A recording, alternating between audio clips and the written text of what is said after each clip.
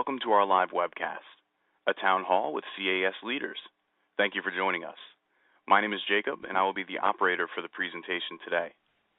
Before we get started, I would like to take a moment to acquaint you with a few features of this web event technology. At any time, you may adjust your audio using any computer volume settings that you may have. On the right-hand side of your screen, you will see the text chat window. There is a large window which holds all of your sent messages and a smaller text box at the bottom where you will type in your questions. To send a question, click in the text box and type your text. When finished, click the send button. All questions that you submit are only seen by today's presenters. Your questions will be responded to throughout the presentation. At the conclusion of today's program, we ask that you complete a brief post-event survey. Please take a moment to complete this survey as it will help CAS plan future town halls. I will now turn the event over to Mike Boa, Chief Communications Officer of the CAS, and Kim Guerrero, Vice President for Marketing and Communications. Thank you. Hi, my name is Kim Guerrero, and I'm the Vice President of Marketing and Communications for the CAS. And I'm Mike Boa, CAS Chief Communications Officer. Together, Kim and I manage the various committees and staff responsible for communications and outreach to our key target audiences. Increasing engagement with stakeholders has been one of our goals for this year. And back in July, we held a town hall with CAS leaders for our members and candidates. We got a lot of positive feedback on that town hall, didn't we, Kim? We sure did, Mike. Members and candidates told us they enjoyed the opportunity to connect with CAS leadership, and that we should provide more opportunities to share initiatives the board is working on and get member reactions, which is why we're holding another town hall meeting today. That's right, Kim. We really value our members' feedback, and this town hall is a great opportunity to let our leaders know about the topics and questions most important to the membership. Our panelists today really only have one topic on the agenda, and the rest is up to you, our attendees. We'll begin with a discussion of our new CAS strategic plan that was just released on the CAS website this morning, but the other topics that are covered will be based on your questions. Exactly, Mike. Our panelists have prepared some remarks on the strategic plan, but they are intentionally keeping them brief so we have ample time for questions from our audience with the strategic plan and other topics. We want to know, what excites you about the new strategic plan? What questions do you have about the plan? Here's something you'd like to learn more about? Let our panelists know. And if there are other topics you'd like us to cover, please ask. So with that, I want to say thank you to everyone joining us today, and Mike will introduce our panelists. Thanks, Kim. Here with you today are our CEO, Victor Carter-Bay, CAS President-elect, Jessica Leong, our incoming President-elect, Kathy Antonello, and CAS President Steve Armstrong, who will kick things off. Steve? Hey, thank you very much, Mike, and hello to everybody out there. I wanted to just give you some context before we jump into the new strategic plan. The context here is that the last time the strategic plan was updated was actually back in 2017. And before that, it was in 2012, consistently, quite honestly, in a 5-year cycle, with more attention in the category of refreshing the strategy versus revisiting the strategy. And you may recall that the CAS board decided to not advance the member vote to consider combining with the SOA back in November of 2018, which therefore allowed the CAS to refocus on its strategy as an independent organization in 2019. The board at that time tackled a number of strategic issues ranging from predictive analytics, diversity, organizational effectiveness, international growth, and so on. But as the 2019 board refocused on its strategy, it also quickly noticed that its envisioned future was not quite the North Star that it had once been, meaning, quite honestly, that it was not helping orient the board to make the best strategic decisions on behalf of the organizations and its members. At the same time, we learned that the then current executive director was resigning, so the board decided not to move forward too quickly with an off-cycle strategic plan discussion until we found and hired our new CEO, Victor Carter-Bay, who joined the CAS roughly 1 year ago. Hence, 2020 became the year when the CAS board and our new CEO vowed to revisit and publish a new CAS strategic plan that really looked both inwards and outwards to ensure we had a proper North Star or a proper envisioned future to successfully orient the CAS and its members, candidates, and stakeholders to continued success in the years to come. The CAS strategic plan is composed of 3 sections. The first section is the envisioned future. The second section are what we call vivid descriptions, which are descriptions of life as we inch closer and closer to that envisioned future. You probably saw those circling through the beginning of the town hall as well as possibly through our social media campaign. And then the third part is an operating plan of how we get to from where we are today to where we want to go going forward. And so the new envisioned future reads, and I quote, CAS members are sought after globally for their insights and ability to apply analytics to solve insurance and risk management problems. So let's take a quick minute to unpack this because every word counts. First and foremost, members, not actuaries, not ACASs, not FCASs. We all know that the CAS offers more than actuarial credentials and membership. So we aim to be inclusive of all members to the CAS and potentially even look at bringing new additional concepts of membership going forward. Sought after, we aim for our members to be top of mind for employers and other stakeholders and for the demand for our unique skills to continually increase over time. Globally, we are 100% committed to being a global organization. Insights. Our training and backgrounds allow us to have insights into insurance-related problems that, quite honestly, most professionals cannot bring to the table. Analytics. We are committed to employing a variety of learned analytical methods to apply to any project or problem. And last but not least, solve insurance and risk management problems. Let's start with the verb, solve. We want to be known as the consummate problem solvers because we have the skills and the insights to do so. We are also focusing our envisioned future currently on the insurance and risk management space, which does not mean we do not see CAS members succeeding in solving problems for other industries, but it is not the current focus of the new strategic plan. Which then brings us to the framework we're about to delve a little bit deeper into. And the framework was created by the board this year to focus our efforts and measure our successes as we deploy tactics over the next 3 years towards realizing our envisioned future. The framework consists of 3 pillars. Pillar number 1, building skills for the future. Pillar number 2, diversifying the CAS pipeline. And pillar number 3, expanding globally. These 3 pillars stand atop a new foundation and operating model of how an organization of our growing size can nimbly and with agility employ the best partnership of volunteers and CAS staff to execute on our strategic plan. And with that framework in mind, I will turn it over to Jessica Leong, your new CAS president, to discuss pillar number 1, building skills for the future. Great. Thank you, Steve. Now, in the first town hall, I talked about the concept of the unicorn. And it's often used to describe the type of data scientist that has the rare combination of skills around being a data hacker, an analyst, a communicator, and a trusted advisor. And when you look at our envisioned future and our strategic plan, you'll see that we want to create unicorns. And by that, I don't mean that we want to turn you all into data scientists. No, by that, we mean that we want our members to have 3 core skill sets. And you'll see them on this page. So number 1, analytics, the kind you need to solve insurance problems in this data-rich world. Number 2, problem solving, being really good at strategic thinking and communication. And number 3, domain knowledge, which in our case is the knowledge of P&C insurance and risk management. And you can see we put it together as a Venn diagram.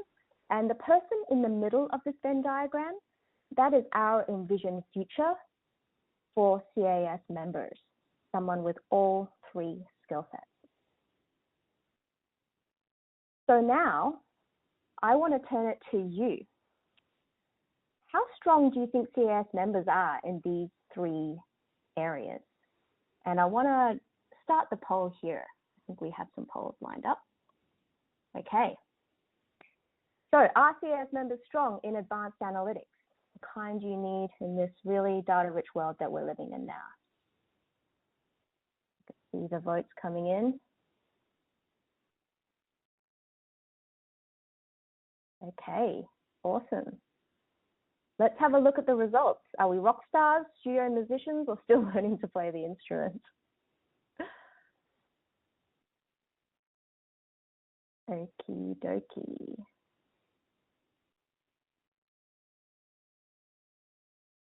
Okay, so can we see the results? Is that possible?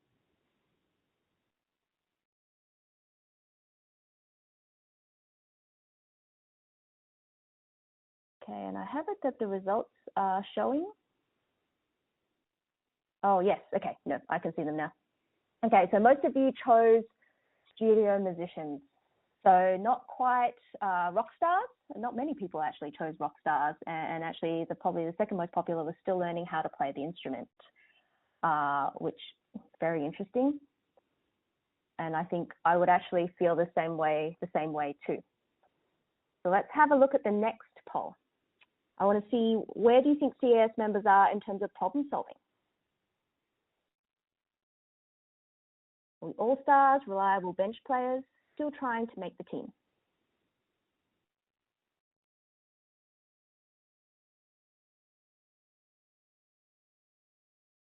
Okay. Great, we can see a lot of people voting. So can we actually take a look at some of the results? Okay, great. So I'm getting a general sense that people think we are absolute rock stars at problem solving. That is by and large the most common response. And I have a slightly different take on this one, guys. I'm going to share it with you after we have a look at the next round of polling around how we feel we are in terms of our P&C domain knowledge. Let's have a look.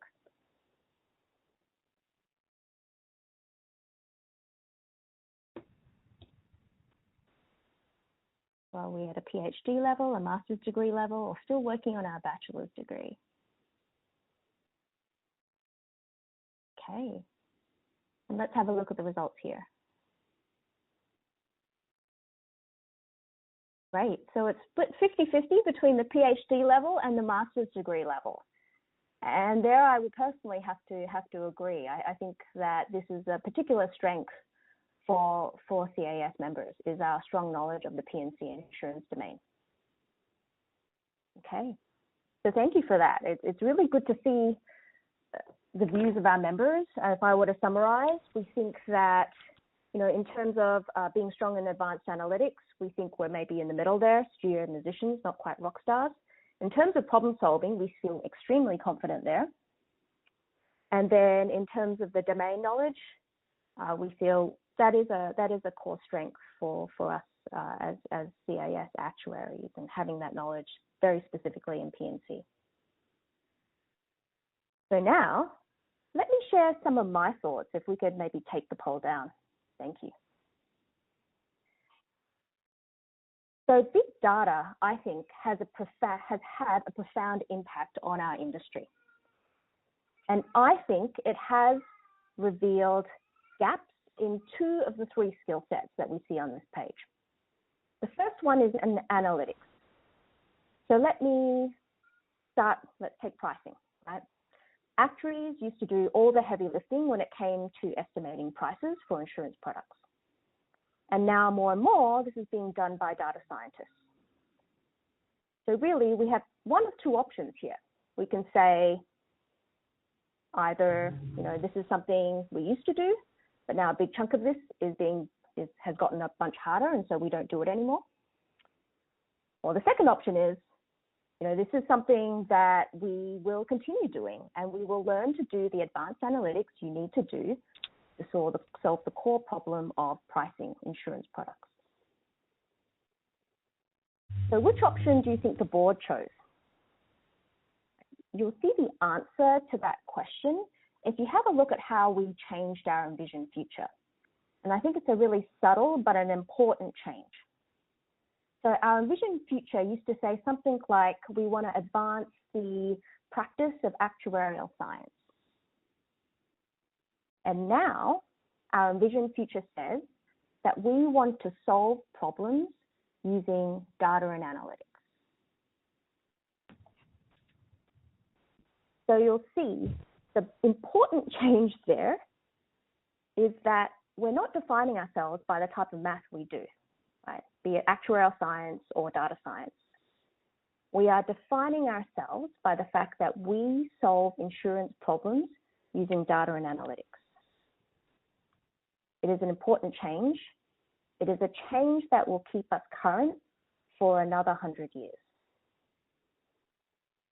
Because really, we do need to make sure actuaries can do the kind of analytics that you need to solve the core insurance problems, right? So today, that does include building predictive models. In the coming decades, it'll be something else, and we will absolutely keep up with those advances in analytics. So absolutely, the board is choosing that we should know how to build these models. Now, the other gap that I want to highlight is, I think, in problem solving. So I find it very interesting, and I don't know if you can type it in the chat, but I do want to hear from those folks who strongly believe we are very good at problem solving. I think another trend that big data has brought about is not only do we need to lift our game analytically, we need to lift our game in problem solving. And that is not sort of the immediate thing you think of when you think big data, right? You think definitely need to do more analytics, not about, need to lift my game in problem solving. But here's why. I think what big data does for us is that it means that the problems we couldn't solve before with data and analytics, we now can solve with data and analytics, right? So it brings brand new problems to the table, and I'll give you some examples. You might have used to have relied on claims handlers to identify claims that they thought might be fraudulent, right, using their best judgment. And now you can actually identify those claims using data and analytics. Once you start tackling these brand new problems, things happen. So I'll give you an example, and I've heard these things before, right? Your fraud investigators might say, why did you flag this claim? Or you're sending too many claims, or I already have a system in place to actually identify these claims. Why do I need your model? I think as actuaries, we have been actually very used to solving well-trodden problems like pricing and reserving. Now, with the advent of big data, it's really revealing new problems we can now solve with data and analytics. And with new problems, that's when we need to be very, very sharp at problem solving. So we've identified the gaps. How are we going to be building these skills for the future? So we are taking a look at both our core syllabus as well as our professional education, and strengthening the analytics, as well as thinking about how we can embed more problem solving. And we haven't figured it all out, right? What we've done with our Envision Future and our strategic plan is give you that vision and the high-level direction, and we're really relying on you as volunteers to chart this path forward. And with that, I'm going to turn it to Steve to talk about the next pillar, diversifying our pipeline. Thank you very much, Jessica. So as you can see here, pillar number 2 is diversifying the pipeline. And I'll quote unquote say that the goal is to diversify the membership and the talent pipeline to attract and retain the diverse set of future members that live into our envisioned future.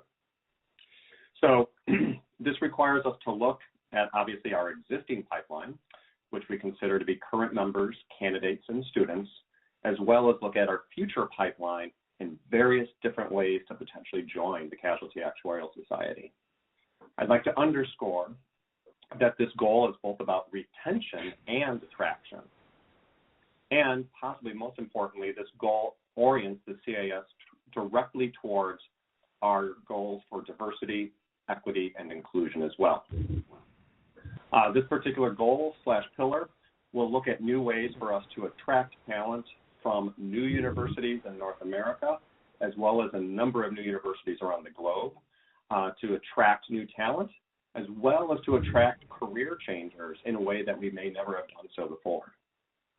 And this pillar/goal will allow us to focus on understanding the needs of our current and future members that traverse multiple generations, geographies, and backgrounds, such that we can engage together in ways that are unique to you at various stages of your professional and post-professional careers.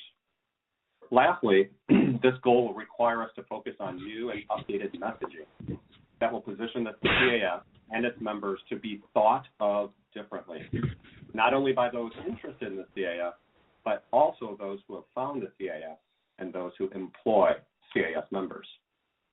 And so with that backdrop about diversifying the pipeline, I would like to turn to another poll question, if I may, and get your reaction to some of what we just talked about with respect to this particular pillar.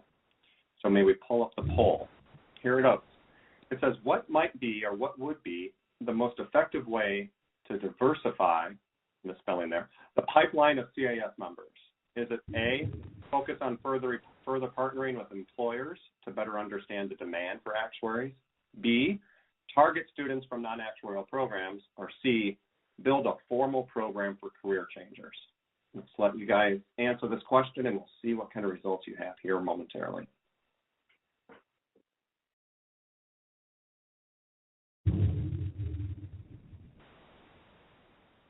All right.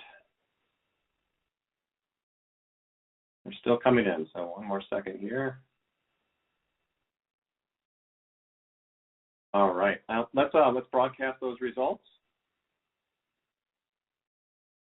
And it will show that it's almost a little bit of a tie between number one or part A and part B here, between focusing, partnering with employers to better understand the demand, as well as maybe targeting students from non-actuarial science programs.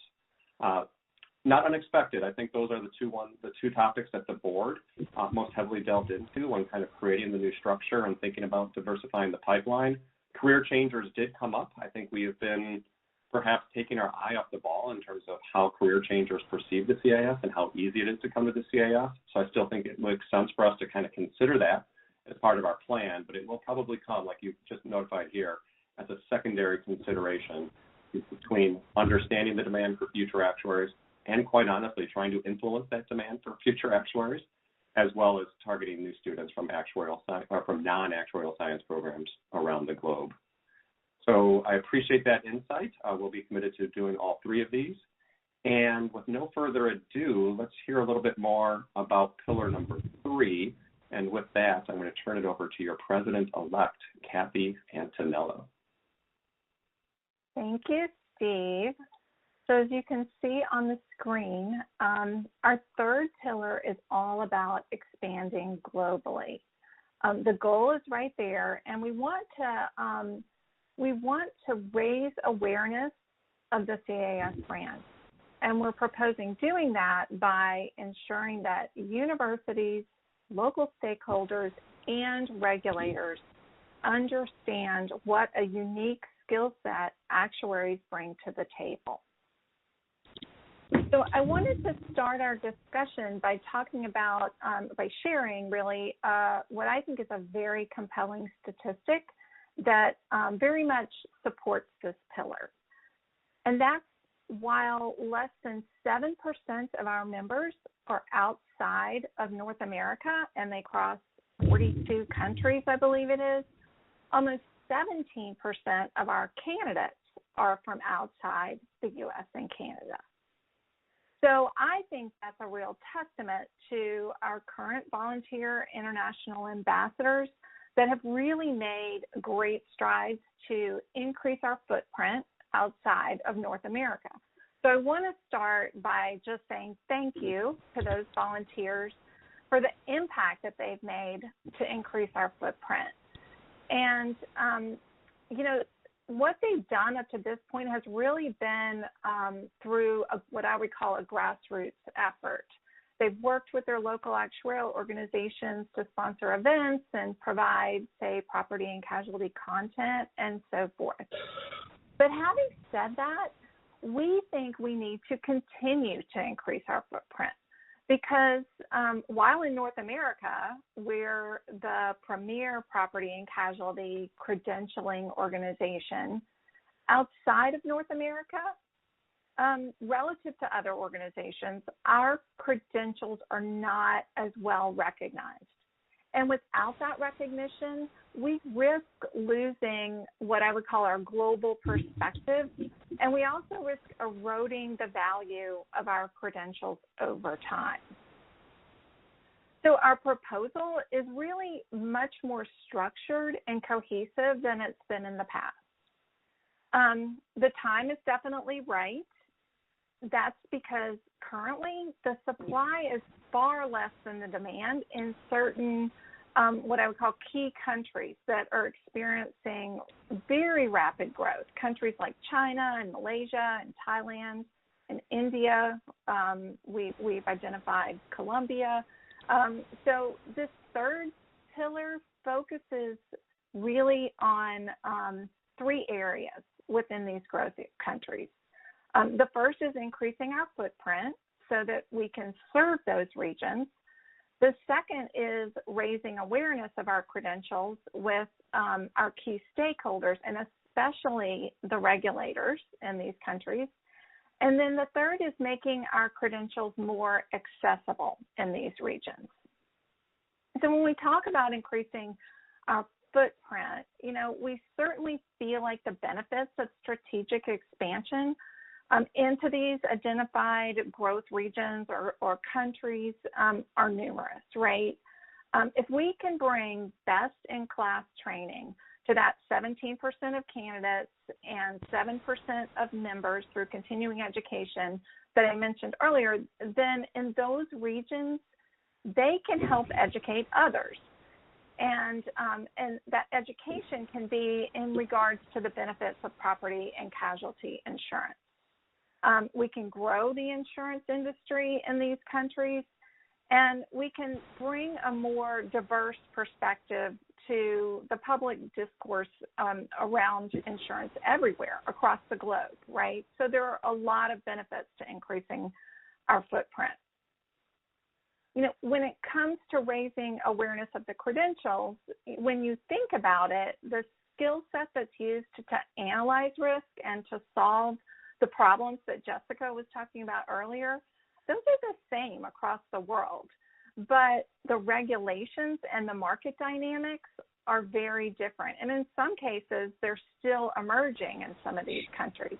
And that can become an obstacle. So we feel like if we can shape the regulators' views on the value of the CAS credentials, then we can advocate for CAS member involvement in regulatory policy decisions and so forth. So we hope that we can influence the local policymakers on the value of actuaries and educate them on things like industry best practices. And we also want to ensure that CAS members receive what I would call equitable treatment, when it comes to competing against other organizations and their credentials. So then finally, we want to make the credentials more accessible in those regions. Over the last several years, we've received a lot of feedback from international candidates that Exam 6 is too U.S.-centric. We've listened, we've heard, and now we're responding. You may have recently seen a call for volunteers. I think it came out in September to write questions for a new Exam 6 International. That exam is going to target regions outside of North America by focusing primarily on international regulations. So that call for volunteers is just really one example of what we're doing to engage our members globally to help make the credentials more accessible. We've also invited our newly credentialed actuaries in our target growth countries to participate in focus groups. And we found that they're really interested in increasing the awareness of the credentials and the demand for actuarial careers by volunteering at target universities. They want the CAS to be a household name. And in these, and it is in North America, but we need it to be a household name in these growing countries. So they wanted to be recognized for being at the forefront of new technologies to solve insurance and risk management problems, not just in North America. We want it to be globally recognized for that. So we're now in the process of identifying universities and engaging with them through CAS-sponsored events. And then last but not least, we have our longstanding volunteers that I mentioned earlier that are in the industry who really want to continue to add value by raising the recognition of the CAS. And we want to enlist them to build what we're calling member-centric networks that meet the needs of our international members. So they will continue to partner with local actuarial organizations to expand our influence and outreach to a much wider audience than we have now. So with that, I want to switch over and open up the poll. And we want to ask the audience, which of the three areas that I mentioned, the areas of focus for global expansion, should we prioritize as the highest? Is it the outreach to universities and faculty, building member-centric networks, or shaping the regulators' views on the value of the CAS credentials?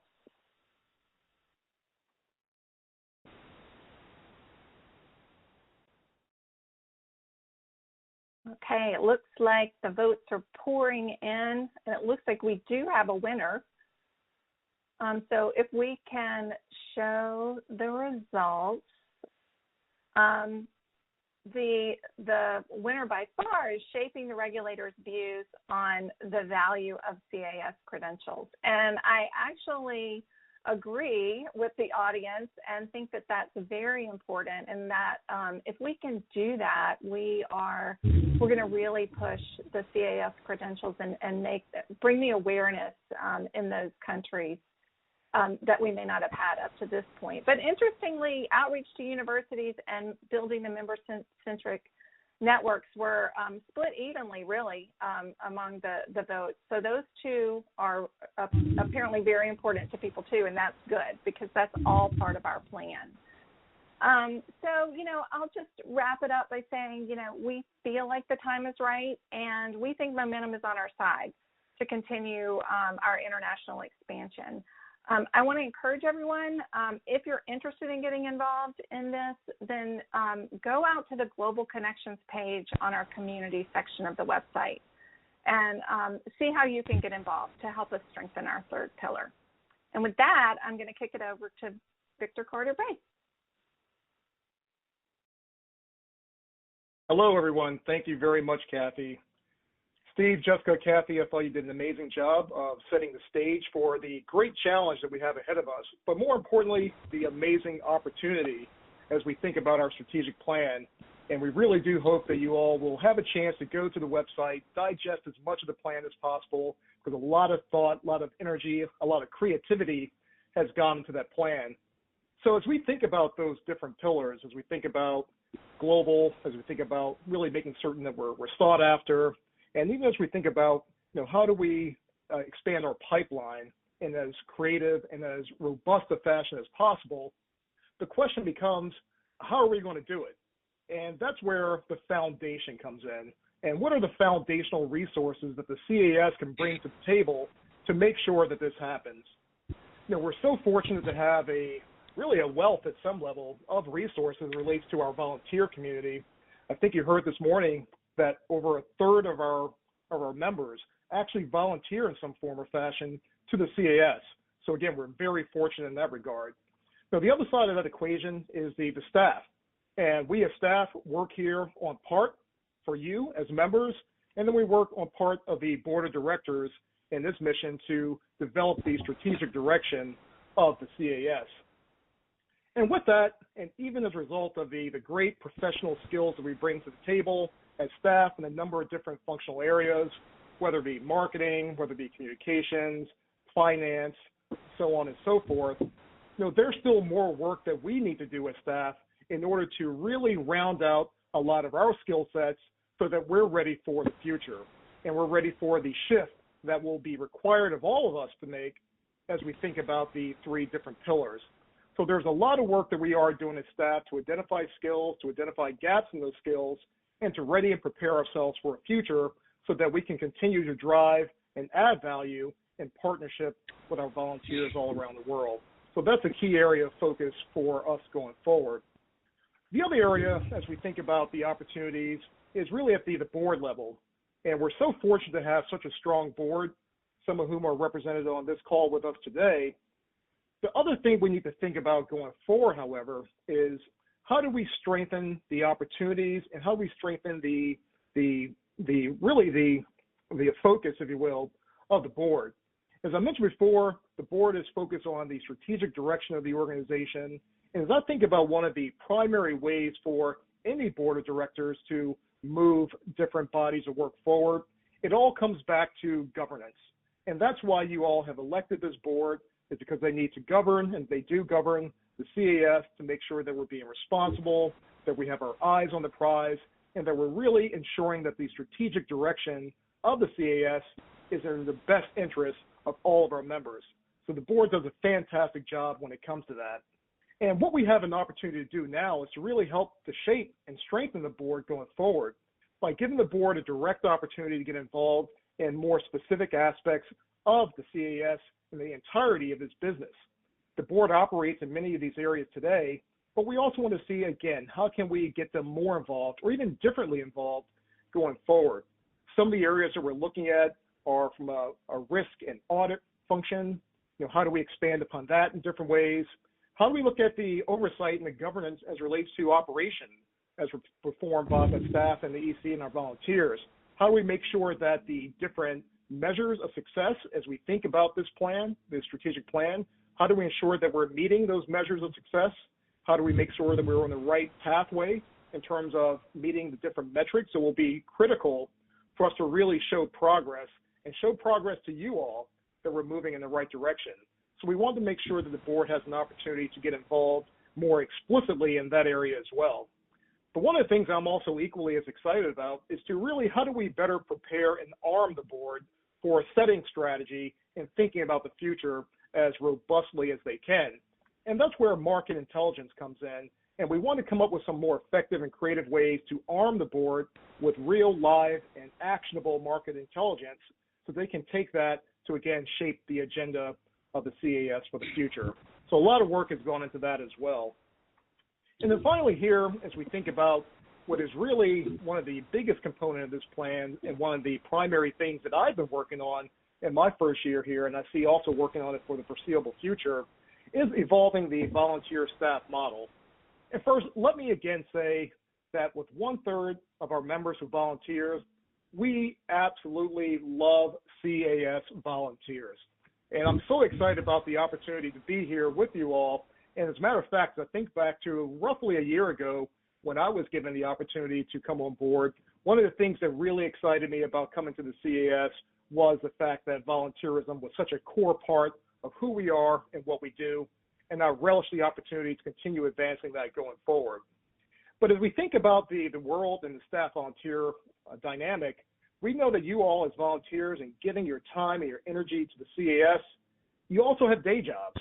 And those day jobs require a lot of you. You have families, you have other commitments. So as your circle of responsibility and things that you have going on expands, we want to make sure that your time spent with the CAS is as efficient and as effective as possible. And with all the great talents and knowledge that you all bring to the table, we want to create even more opportunities for us to tap into that great knowledge and bring that back into the different services and products that we create for our members going forward. So the board, just a couple of years ago, commissioned some work to take a look at the current state of the staff volunteer program and model, if you will, and it came back with some results that suggested that although the model works really well for us, that it's perhaps not as efficient as and effective as it needs to be, and that there is an opportunity to make some change going forward. Some of that would be benefited by a reorganization of the model, perhaps bringing on additional staff, and thinking about different ways, again, that we can more proactively use and work with our volunteers to address all the different challenges, particularly with this 3-year plan that we're going to have going forward. So with that as a backdrop, I was asked to lead an initiative to take a look at how do we advance that and how do we evolve that. And we've been working very closely with the board and the EC to really think about that and to think about what are the challenges, what are the opportunities, how do we need to address a lot of the good things that are happening and maybe some of the things that are not working as well, and how do we move that forward. So one of the big opportunities that we'll have for the next year is to really think about that and to work very directly with you all to hear from you, to make sure that you have a voice as we think about volunteerism going forward. But at the end of the day, we want to be as creative as we can. We want to create more opportunities for volunteerism. We also want to create more opportunities for people who may not have as much time as they might like to be on a multi-year assignment. Maybe there's some from a micro volunteering perspective, some opportunities to get in and spend a few days or a few weeks to help move a different body of work forward. And I'm equally as excited about that. So that's really where we think about the focus as we take our next steps into this model. That's where we have the opportunity to work very closely and actively with all involved, all of our volunteers, from the very tops of the organization at the board and EC level to all of us, to make sure that we're thinking about this in the right sort of way. And with that as additional background, I'd like to also pose a polling question, if we can bring that up.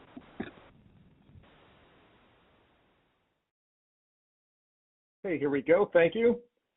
And think about your own volunteer experience. And in that regard, which aspect of the current operating model is most in need of enhancement? So think about it from the volunteer staff model perspective. I'll talk to you about some work as far as restructuring at the board level. So restructuring the board and its processes for increased agility and engagement. And then also mention at the outset the staff side and upskilling of CA staff to ready ourselves for the future. So take a moment and let us know your thoughts.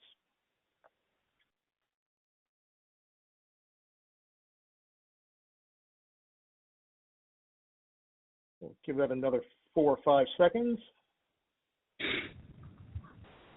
We appreciate all the feedback here. Thank you very much for all the different polls. All right, so let's close that poll out. And hey, listen, this is what we're doing. This is what we're thinking about, and you all are great. It's great to see that kind of alignment based on the work that we're doing and what you see in terms of opportunities for all of us going forward. So the volunteer staff model, as we just have been talking about, certainly has that opportunity for some rethinking and some retooling.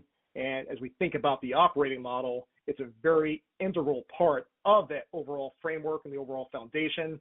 So let's make sure that we get it right and we're taking as great an advantage as we can of your time. And I mean that in the best possible way, because for the time and energy that you all put into this organization and giving back to the profession, we want to make sure that you have as rich and as enduring an experience as possible.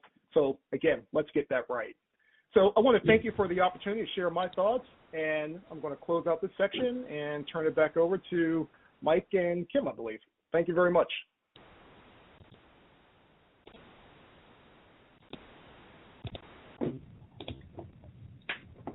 Thank you, panelists.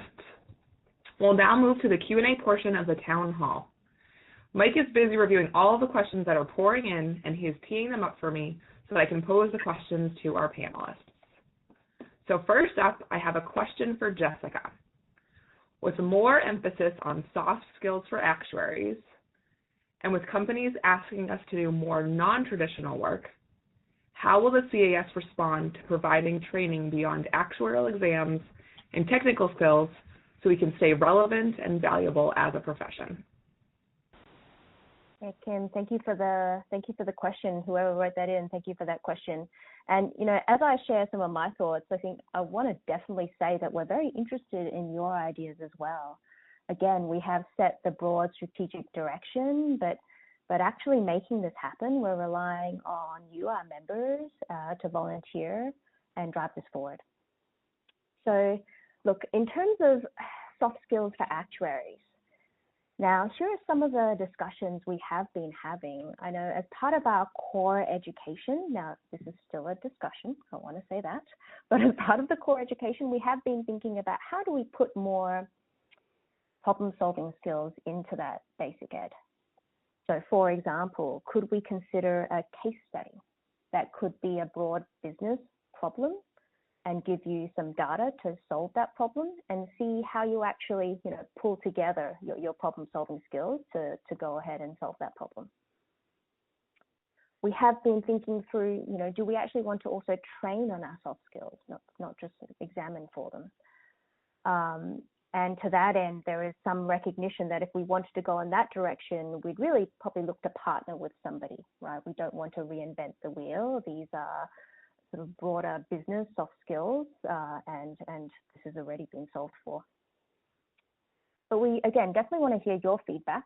I know that, when we've sort of socialized some of these ideas in the past, we've heard different things from, say, our employers, right? Some of them are very enthusiastic, and some of them will tell us that really in this area of business skills and soft skills training, that's really something they feel they're responsible for and they're good at, and not something they're looking for from the CAS. So it'll be great to see your thoughts as well. But again, a really critical area for us and our envisioned future. Thank you, Kim. Thank you, Jessica. Our next question is for Steve. How does our plan address the issue of CAS members being recognized as business problem solvers, not just for actuarial type problems? Yeah, another great question, and Jessica hit on a few of these ideas earlier on in her response just now. But the way I like to think about it is it's a lot of self-promotion, CAS promotion, and a change in mindset. So I kind of think of it in those three ways.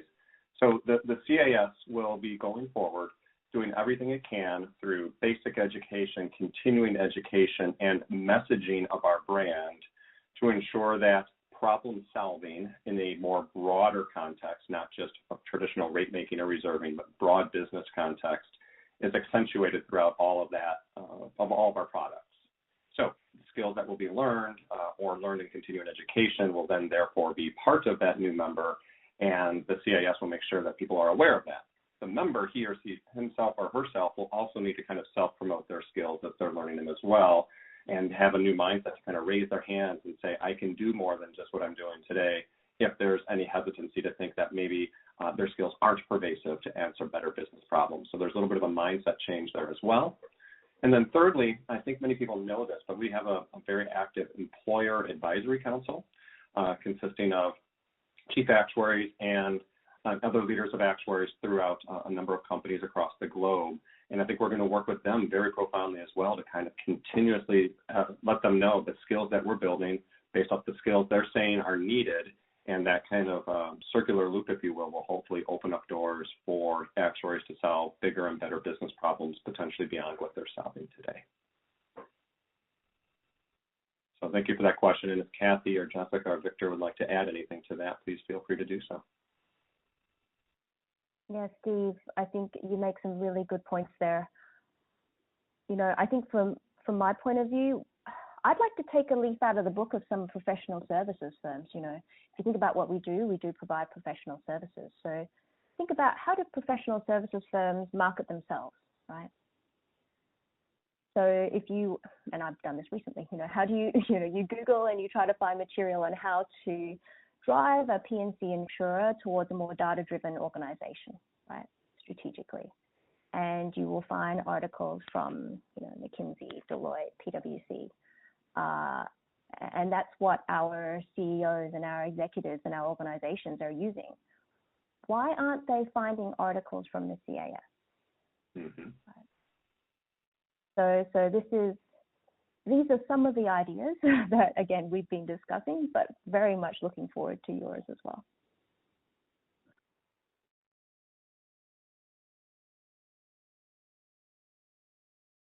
Okay, thank you, Steve and Jessica. Our next question is for Kathy, and this is a two-parter. So first one, what do you consider to be the CAS's current recognition outside of North America as the leading organization for the P&C risk management? And then, I'm sorry, this is a three-parter, so why don't we stop there? Yeah, so I say outside of North America, our current recognition is better in some areas or regions than it is in others, right? I mean, I think in areas like Europe, we're well recognized, but as I mentioned earlier, in some of these countries where insurance is still emerging and actuarial science is still emerging, we're not as well recognized. And that's part of our international strategy and that's why we want to engage with regulators and universities to bring awareness to the brand. And so yeah, it varies, but there's definitely work to be done in areas where we can improve. Okay.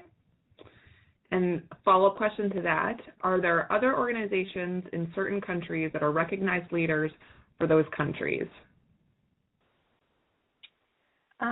Yeah, I mean, one example, like I was just mentioning in Europe, you know, the IFOA is very recognized in the UK. You know, I think there definitely are other organizations out there. We just feel like in these countries, like I said, that are still emerging, we want to be the first to be recognized and to be the premier organization. Okay. And then the last part of the question, I think it sounds like it's surprising to some members that regulators don't recognize us around the world. So if you could just speak a little bit more to why regulators don't already recognize us around the world. Yeah, I think, again, it just comes back to awareness. In some countries, we are definitely recognized. But in others, we still have work to do. And that's where, you know, we feel like engaging with the universities and building these member-centric networks is really going to improve that. So, yeah, I would ask the other panelists if they have any thoughts on that also, you know, as to why we're not well recognized. But I think we see it more as an opportunity at this point.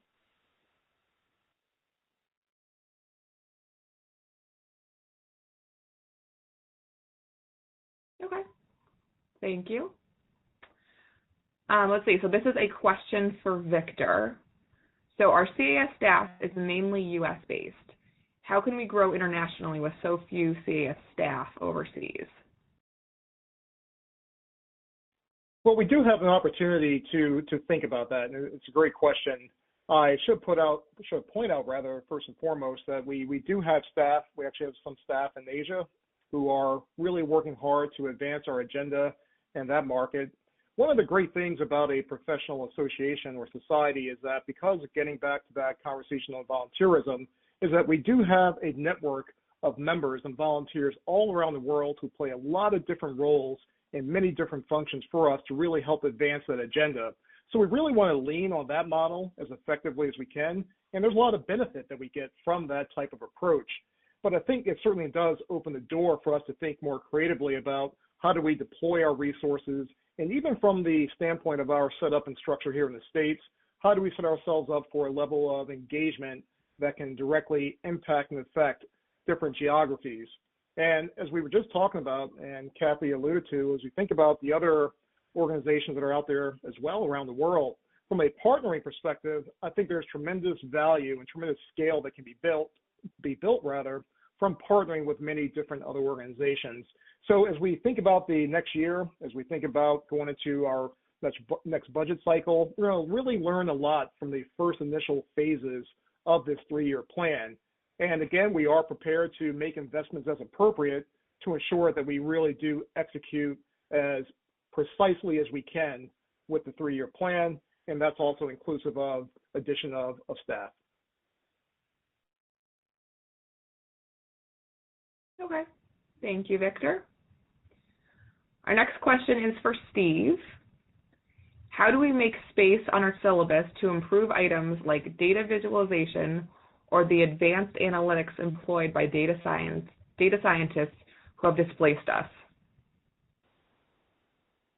It's a good question and very timely question as well, because throughout this year in 2020, and many of you on this line have probably helped participate in this, but we conducted what was known as a job task analysis, where we went deep into understanding all the different potential tasks that actuaries are currently doing or might be doing in the future as part of their roles.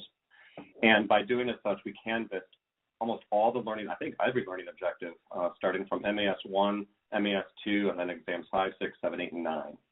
And what I think kind of came back from that is that we're finding that some of the things that are taught on the current syllabus may not be necessary for future actuaries to know, which is kind of, one, interesting, two, a luxury for us, because that might allow us to remove certain items from the syllabus and then consider maybe replacing that with deeper material that will help us reach our envisioned future. And when I say we might be able to remove and replace, all of that is still 100% under the thought process of doing nothing that will increase travel time. That is still, I think, the board directive to try to make sure that that is never increased. As a matter of fact, if that can be even lower, maybe that's a good thing, but definitely not higher. So right now, we are actually kind of neck deep into looking at all of this material from this job task analysis, deciding which material might be able to be just completely removed, and then how much space does that open up, and what do we want to infuse back into our future syllabus to help us achieve all the things that we've been talking about today. So that being said, there's going to be, I believe, some announcements and some previews of what all of that could and will look like early in 2021, maybe late first quarter 21, maybe early second quarter 2021, but somewhere around the springtime there. And all of that will help us understand, kind of from a roadmap perspective, what to expect coming down the line, with my guess being that the most quote-unquote instrumental change or evolution in our new syllabus will probably hit in that 2023 spot, allowing for appropriate transition and knowledge to get from where we're at today to where we want to be tomorrow.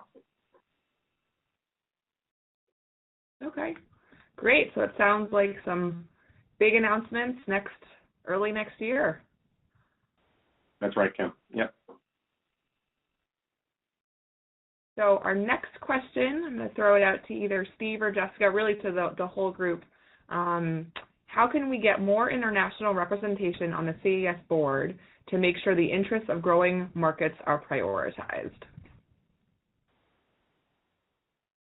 Yeah, Kim, good question. Look, I think we have traditionally struggled here, because anytime someone runs for the board and they're based outside of North America, it is a question of, frankly, name recognition, right? And getting enough votes to get that person over the line and onto the board. There are other options that we have here. We do have some appointed directors to the board, and so that's always an option. I want to hear other people's thoughts. Steve, Kathy, Victor. Yeah, Jessica, you're right on. I think we've had international candidates run for election in the past and not made it into that top 4 elected. Maybe we just need to take a little bit of a better view in terms of making sure that everybody can go deeper beyond the name recognition and see what their platform is about. I think we made some good changes on that this year, but there's probably more that we can do to just really open up that transparency to get to know the candidate versus just recognize the name. And maybe we could even debate whether or not we reserve a spot in future boards to always have an international representation versus trying to hope that it gets elected. There might be some bylaws or constitutional changes we can consider if we deem it such a priority that such an individual needs to be on the board consistently and continuously. So there might be that opportunity too. But which if we go that route, you as members would have to vote for it. So if that's something you feel strongly about, that might be coming down in the future. I think that's a very good point, Stephen. With so many members here, I would encourage you to give that some thought. I want to put out there that 20% of our candidates are actually from outside of North America. I don't know if you guys realize that, but it is an absolutely significant percentage. So having this at the leadership level is important. Sorry, Victor. Yeah, no worries, Jessica. And if I just quickly add to that, I think that's actually the critical point as we do expand beyond U.S. and Canada, and as Jessica pointed out, start to really make some inroads in other geographies. People there will see that, hey, I have more of a voice. My voice can be amplified in a different way, and I actually do want to connect back to the CAS in a different way than I might before. And that's where we really have to create those opportunities, and we have to really make sure that we're being as inclusive as we can as we start to really expand beyond a lot of the traditional borders that we've had, both physical and virtual. So I really do see that this is a tremendous opportunity and so much upside as we do expand to really start to identify who are some key players in these different markets that we want to speak with and that we want to really talk to them about where we are going directionally so that they can raise their hand and say, hey, this is something that I do want to be part of in the future. So I think there are a lot of proactive things that we can also do to address that.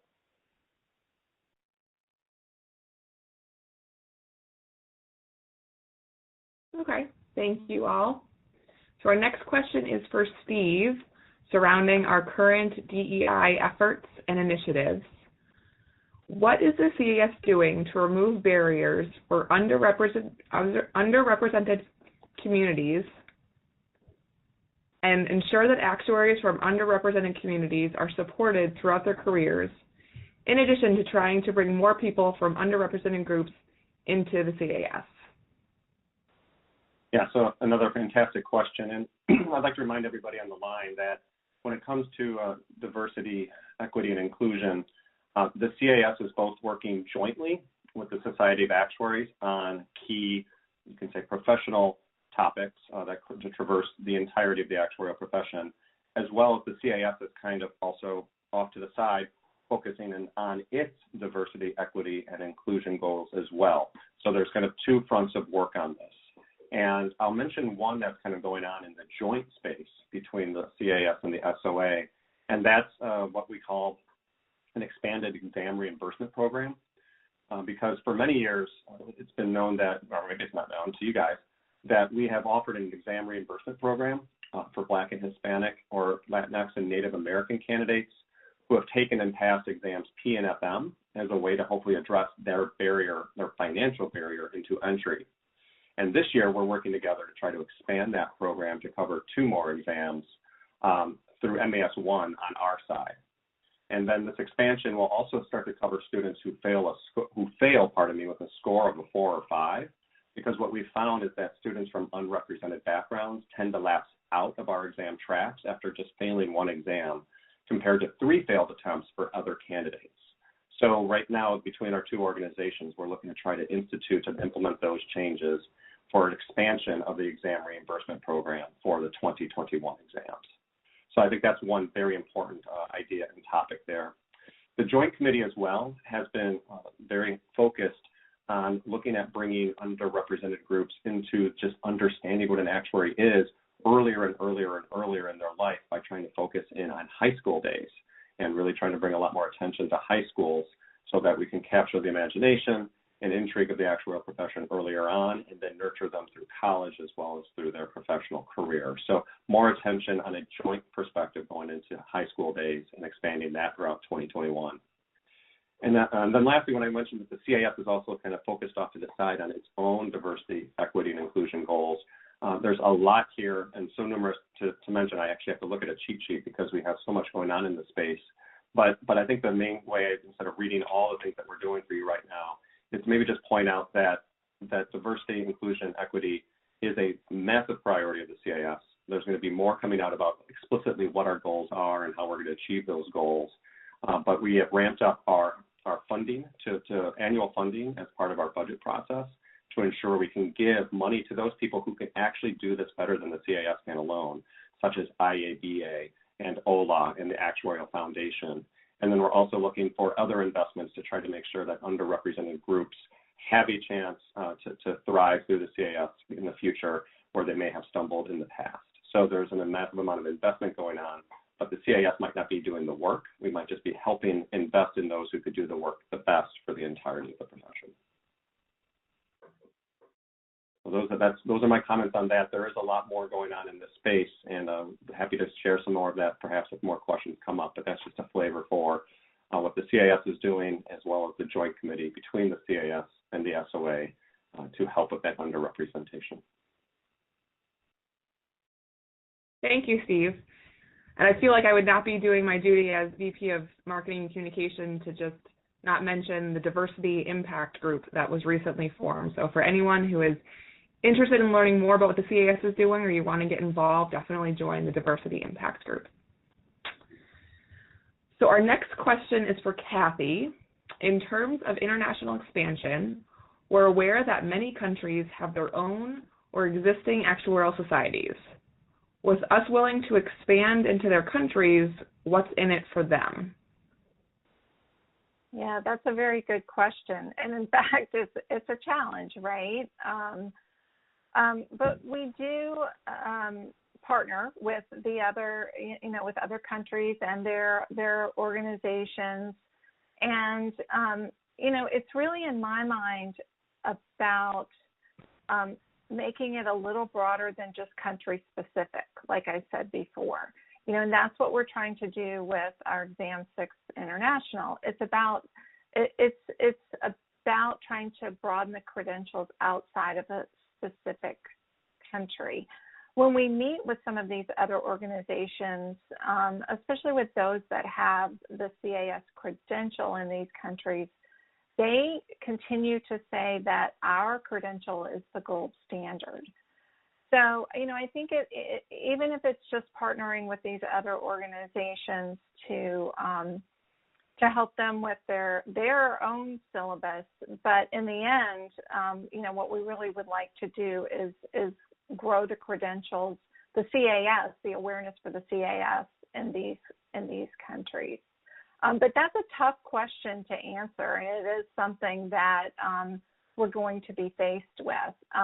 And again, like I said earlier, a lot of the countries where we're focusing on are countries where they don't necessarily already have those organizations. So we're trying to make an impact there. But I would open it up and see, if there are any thoughts from the other panelists on that, on the what's in it for them, the organizations. It's an interesting question. Yeah, Kathy, I quickly add to that and say that we're having many different conversations. We call them bilateral meetings with a lot of the other country-specific associations in the space around the world. And they're great meetings. They're great opportunities for sharing and networking and collaborating on different opportunities. And what I'm finding is that each of these different societies really wants outside or external or perspective from other geographies. So for the CAS to be able to bring that to the table in different countries and vice versa, there really is a true opportunity, if you will, for us to continue collaborating in that way. So it doesn't have to be a situation, and I don't think any of us should think about it this way, that we need to come in and take control. That's not how we're approaching this. It's really from a value add perspective. How can the CAS lean on what it does and what it does well to provide value or augment that value in different ways as appropriate in certain markets? But it really has to be a collaboration and a lot of discussion that takes place, and we are actively doing that. The one other thing that I'll add to this is that as we talk to some of the smaller, even less visible associations in some of these geographies who may not have credentialing programs, who may not have the capability to create robust professional education, they actually do want to partner and have different organizations like the CAS come in to help provide their members an outlet for which they can certify. So it really becomes a balancing act between some of the geographies that are more seasoned and more mature, and some of those from an opportunity perspective that are less so, and how can we work with them?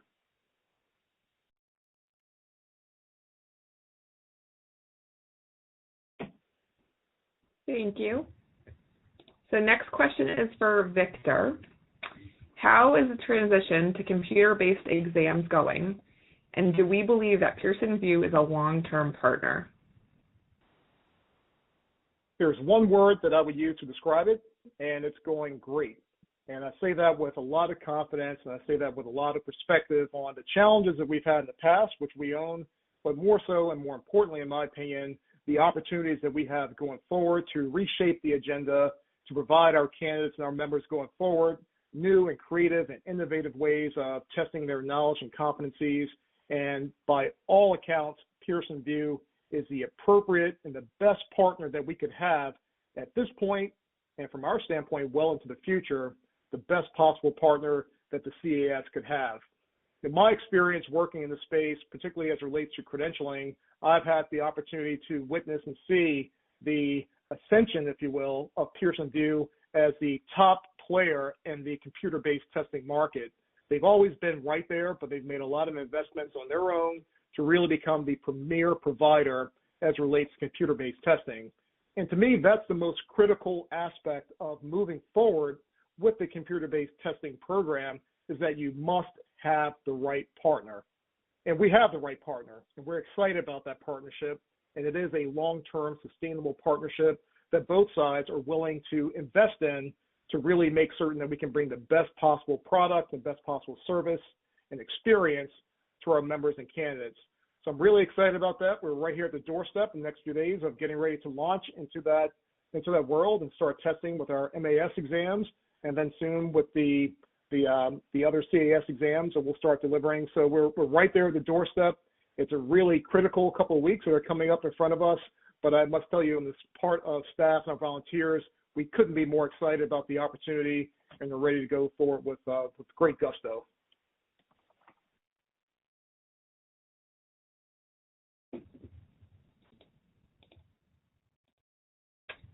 Well, that's great. I'm sure that the candidates and members are happy to hear that. Let's see. So for Steve, so I know there was a big push to try and get the Academy to revise the CE.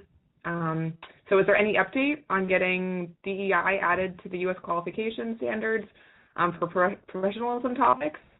And then a follow-up to that, is there any way that we can still voice our opinion in favor of having this added? So, well, I guess first and foremost, thank you to many of you on the line or your companies who submitted. I think it aggregated over to 100 different individual letters submitted to the American Academy of Actuaries on this particular topic, most in favor of some type of change, a few negating the need for change, but an overwhelming amount in the positive direction to consider some change in this. So that closed, that exposure window closed at the end of October, and I do know that the American Academy of Actuaries is going to take it very seriously by reading every single proposal. They have a lot to read, but that's okay. And I don't know exactly when they will reveal what they're going to do with the U.S. qualification standards at this point in time. I believe they want to try to fast-track this to some type of conclusion, but I'm not exactly sure what the timeframes are. That being said, there is, not to my knowledge, any more formal way to provide the AAA with this information if you still want to comment. But if you have something you want to say about it, you can feel free to reach me personally or the CAS office, and we can kind of keep track of anything else that might have come in after the exposure window to also kind of understand the temperament of our members and stakeholders, so we can essentially make sure we do the right thing depending on what the American Academy decides to do. So right now in a wait-and-see mode, but if you still want to express your opinion, please do so through the CAS or through myself personally. Thank you for that update. So as for Jessica, jumping back to the strategic plan, are there any metrics that you have to help monitor if we are making any strides in improving the relevant skills of our members to serve them better for the jobs of tomorrow? Yeah, thank you, Kim. This is a really good question, and it's top of mind for us. We do want to make sure we measure this so that we actually can see if we're successful given our initiatives and can see that we're going in the right direction. So here are some ways we're thinking of measuring this. So one of them is having a more comprehensive view on what kind of jobs our members and our candidates have, right? And what kind of career paths our members and candidates have. So, for example, we have been very successful. We have 6% year-over-year growth, which is very, very healthy. But then it does make you wonder. We have more and more people coming through our exams, and they're getting their first jobs as actuaries. Again, 6% more every year. What are they doing exactly? What kind of jobs do they have, right? So these are still open questions for us in leadership, and questions we absolutely want to be able to answer with this broader member and candidate survey. And then further to that, if you think about our strategic plan and what we see as our envisioned future for our members, we want to see that show up in the kinds of jobs that you have and the kinds of career paths that you have. So actually, with so many members, on this meeting today, want to say that I'm sure in the future we will have some call out for this sort of information, and we're really hoping you trust us with this data. Yeah, important question, Kim. Thank you. Thank you, Jessica. Our next question is for Victor. So recognizing that this is very hard to predict, when does the CAS expect to begin to deliver in-person continuing education? And then a follow-up to that, how and when will the CAS decide whether to hold in-person events in 2021? I cannot tell you how excited we are for that opportunity to come, when we can all get back together, we can network, we can shake hands, and we can operate in an environment that I think is so conducive to advancing all the things that are important to us. We want to be careful. We want to be safe. We want to make sure that we're not putting anything or anyone, most importantly, at risk. So we've been very measured in our thinking about this and very measured in our responses so far. We think there are some opportunities. Now, we don't want to close the door at this point on any opportunities for 2021. We're looking at the spring meeting as a possibility for what I might call more of a hybrid event. And we have to be as creative as we can, where maybe there's some live components of it, maybe there's some virtual recorded components of it.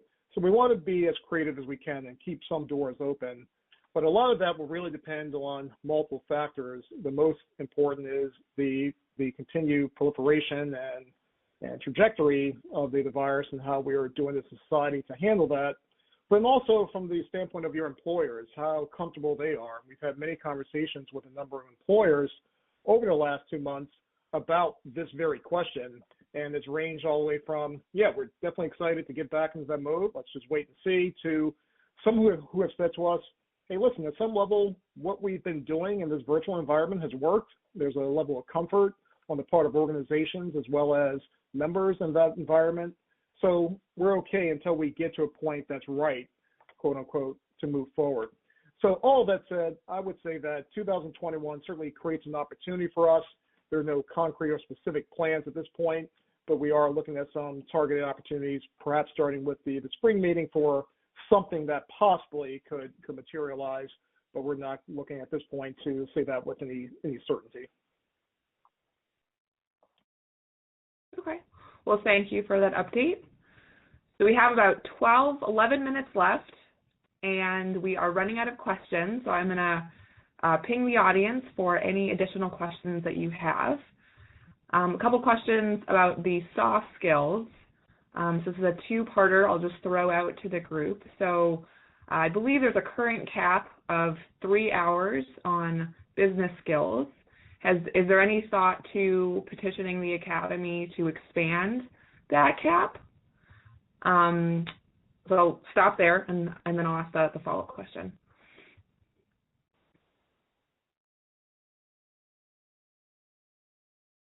Yeah, Kim, I think that is a good question. It's something we have thought about before.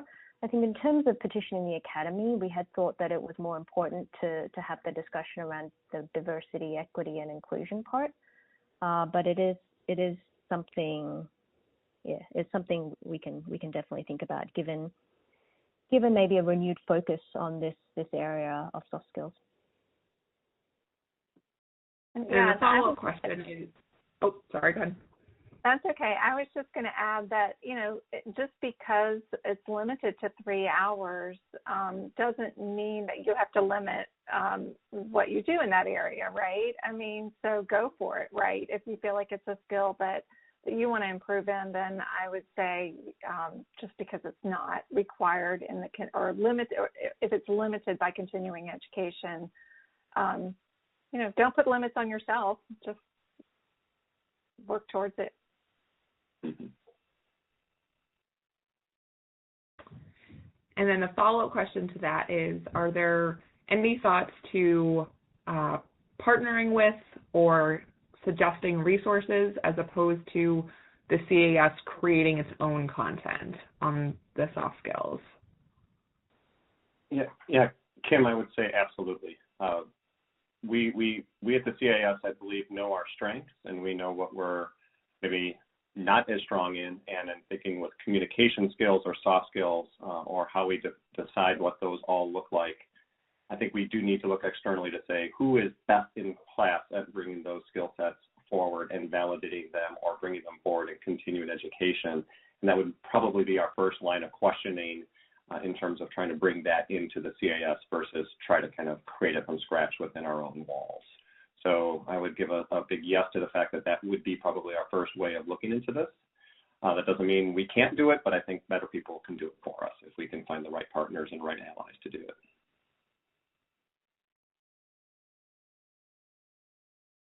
Okay. And Victor didn't fall off his seat, so I assume I said the right answer.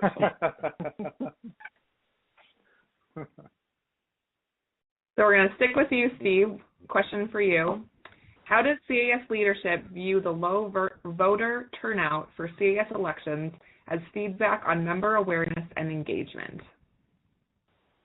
I would say, I'll personally speak for myself. I can't speak for the entire board, but I would still say fairly disappointed and trying to use it as an opportunity to figure out how we can get more engagement.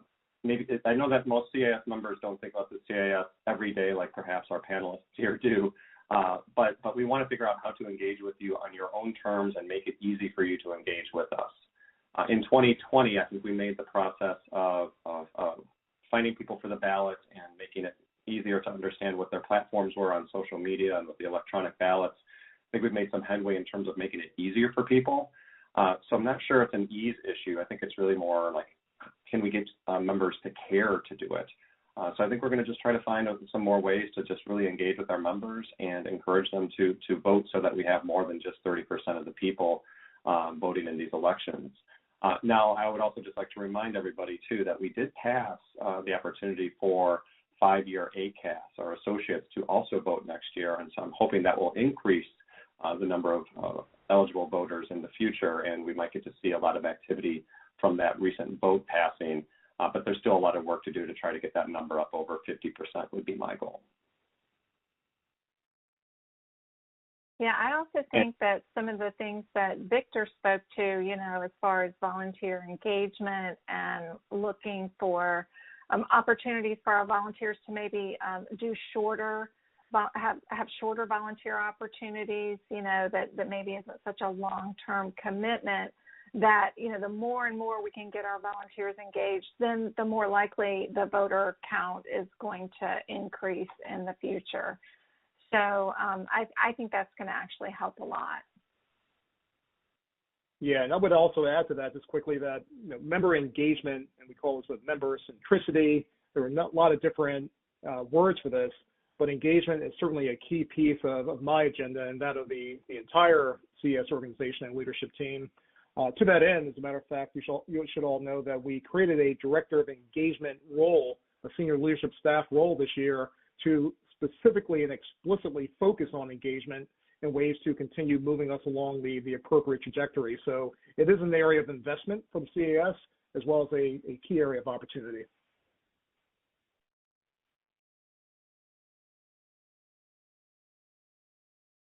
Okay, thank you all. The next question is for Victor about the ICAS. The CAS created the ICAS a few years ago. How does the pipeline look for the future ICAS candidates, as well as credentialing in additional areas of focus? And how does the ICAS fit into the strategic plan? Yeah, well, right now we have over 400 members who are part of the ICAS world, and we're excited about that. Are we as excited as we want to be, thinking about its potential? No, and we think there's still more room for development and more room for opportunity to expand and grow in that area. One of the interesting things that we have to think about, particularly as we look at the ICAS world, and its largest certification it focuses on predictive analytics. And we've been having a lot of that conversation with you all today about the role of analytics and predictive analytics in our world, and how much does that remain elsewhere, how much does it potentially make its way into sort of the basic education system. So there are some wrinkles that we're continuing to iron out, if you will, as it relates to just that entire domain. The great thing about ICAS is that it's not just fixated on predictive analytics. We also have a number of opportunities, credentials, in catastrophe management, risk management. So we are looking to see what are the opportunities to get more adoption of these areas going forward. We are doing some things right now to create more of an opportunity and more efficiency, if you will, in terms of people getting through that process. I think some of the lessons that we continue to learn when it comes to things like travel time and other such areas, we want to increasingly be sensitive to that. So to that end, we're actually trying to create more of an efficiency by moving some of the exam content that's currently on the exam 3 within the CSPA to move that to examination 2. And we think that that's actually going to create a different type of balance as it relates to people moving through that continuum. So we're excited about that. And as we think about the pipeline, hey, the opportunity is there for not just us as staff or as leaders, but for all of us to really champion the message that the CAS has products, has services, has membership in this area. So I'm really challenging all of you. What can we do collectively to really drive and shape the agenda for ICAS going forward? Certainly more that we can and will be doing in that regard. And although we look at the strategic plan, I think it very much does focus on ICAS. And it talks about, again, how are we going to think about predictive analytics in the future, but even more so than that, as we start to think about some other ways of leveraging the investment that we've made in the ICAS space, there are some other avenues that we're considering for how to even expand beyond that in certain ways to make sure that we're providing as much value to the market as we can. And that's what it really comes down to at the end of the day, is value, and how much can we make certain that people see value in those particular products and services. And again, I think there's an opportunity for all of us to do that, but also working very closely with employers so that they can see the value of it. And I'm repeating myself a bit, I apologize, but we again are having lots of conversations with employers about a great array of things, and ICAS is certainly part of that as well. And we're excited about its potential trajectory going forward.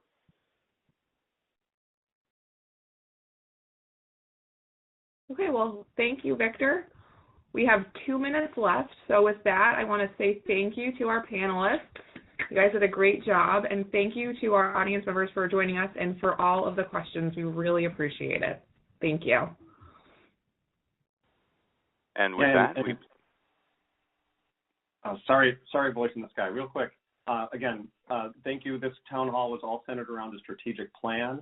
I'd like to remind everybody that Mike Boa at the top of this meeting mentioned that our new strategic plan and supporting materials is now live on our website. So I encourage you to look at that, ask questions, and continuously learn more about what we're doing.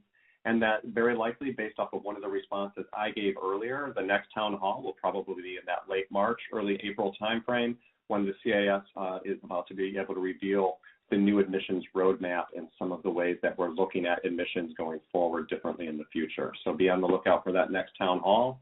And with that, I wish you all safety, health, and prosperity. Thank you. And with that, thank you for participating in this webinar. You will soon be receiving a survey via email, and you are encouraged to share your feedback with the CAS. Your comments will play an important role in shaping future CAS town halls. Thank you, and enjoy the rest of your day. This concludes today's program.